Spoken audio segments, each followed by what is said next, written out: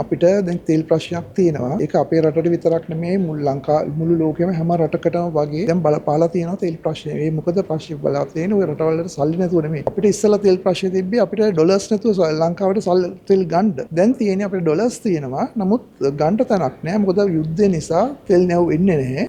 ඒ නිසා මේක හැම රටකටම වගේ දැන් තෙල් හිඟයක් තියෙනවා. ඉතින් අපිට දැනටමත් මම ඊයේත් කතා කළා අපේ ඇමතිතුමා දැනටමත් අපිට තව මාසයකට වඩා ලංකාවේ තෙල් තියෙනවා. අපි දන්නේ අපිට ඉස්සරහට තෙල් කොහොම හම්බ වෙයිද කියලා. නිසා අපි අර පරිමැස්සෙන් පාවිච්චි කරන්න ඕනේ. අන්න ඒ නිසා තමයි මේ විදිහට අපි මේ QR කෝඩ් එකක් දාලා යම් මේ අපි මොකද අපිට අත්‍යවශ්‍ය දේවල් තියෙනවා කරගන්න. අපි මේ තෙල් ටික ඔක්කොම නාස්ති කරගත්තොත් එහෙම එකපාර ඉස්සරහදී අත්‍යවශ්‍ය දේවල් වලට තෙල් නැතුව යන්න පුළුවන්. අන්න ඒ නිසා ඒ අර පරිමැස්මන තමයි අපි මේ විදිහට QR කෝඩ් එකක් දාලා පොඩ්ඩක් අර පරිමැස්මෙන් පාවිච්චි කරන්න කියන පණිවිඩය ජනතාවට දීලා තියෙනවා. QR එක තාක්ෂණ දැන් මේ හදිස්සිය දාපුවාම හරිද? ඉතින් පොඩි ප්‍රශ්න තියෙනවා තමයි ඒක පිළිගන්නවා. QR එකේ ප්‍රශ්න තියෙනවා කියලා. ඉතින් ඒක ඒ QR එක අපි ඩිජිටල් අමාත්‍යාංශය මගින් ඒක ඒ විශේෂඥයෝනේ කරන්නේ. ඉතින් අපි දේශපාලඥ හැටියට අපිට තියෙන තීරණ අරගෙන ඒගොල්ලන්ට කියන්නේ ඒගොල්ලෝ තමයි මේක හදන්නේ. දැන් ඒකේ මම අදුදෙත් අහලා බැලුවා. දැන් මේ වෙද්දි මම හිතන ගොඩක් ප්‍රශ්න විසඳලා කියන එක තමයි මට දුන්නේ.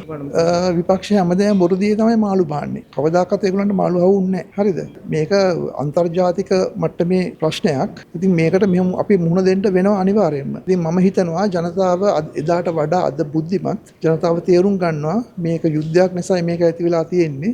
ඒ නිසා ඒක ආණ්ඩුවේ ප්‍රශ්නයක් නෙමෙයි මේක යථාර්ථයට මුහුණ දිය යුතුයි. අපි ඒ නිසා අපි සියලුම ජනතාවට ආරාධනය කරනවා තත්ත්වයේ තේරුම් අරගෙන බොරු ප්‍රචාරවලට විපක්ෂය මගින් දාන බොරු ප්‍රචාරවලට බොරු රැවටිලි වලට අහු වෙන්න එපා කියලා. අපි තීරණ ගන්න හදිස්සි වෙන්නේ නැහැ. අපි තීරණ ගන්නේ නිකන් ඔය හිතන විදිහට නෙමෙයි. අපි හොඳට සාකච්ඡා කරලා තමයි රජයේ තීරණ ගන්නෙ. මොකද අපි උනට වඩා හදිස්සි වෙන්න ඕනෙත් නැහැ. මොකද අපි දන්නේ අපි දැන් මීට සතියකට ඉස්සෙල්ලා ගත්තොත් අපි දන්නේ මේ යුද්ධය යන හැටි කොහොමද කියලානේ. අපි අද දන්නෙත් නැහැ. තව සතියකින් යුද්ධය ඉවරයිද මාසයක්ද මාස 5ක්යිද 6ක්යිද අපි මේ අවුරුදු මේද අපි දන්නේ නැහැ. එම කියන්න බෑ. ඉතින් අපි ඕනට වඩා දැන් අපි අර මේක ඉස්සෙල්ලා තෙල් පෝලිං ඇතුළෙන් දැන් දවස් 4-5කට ඉස්සානේ කිසිම මේකක් නැතුව. හරිද? ඒ වගේ මිනිසුන් මේ කුලප්පු කරවලා තව රට අවුල් වෙනවා. ඒ නිසා අපි ඊට පරිස්සමෙන් තමයි තීරණ ගන්න. ඊටමත් හොඳට හිතලා බලලා තමයි හරි තීරණේ හරි වෙලාවට ගන්නවා.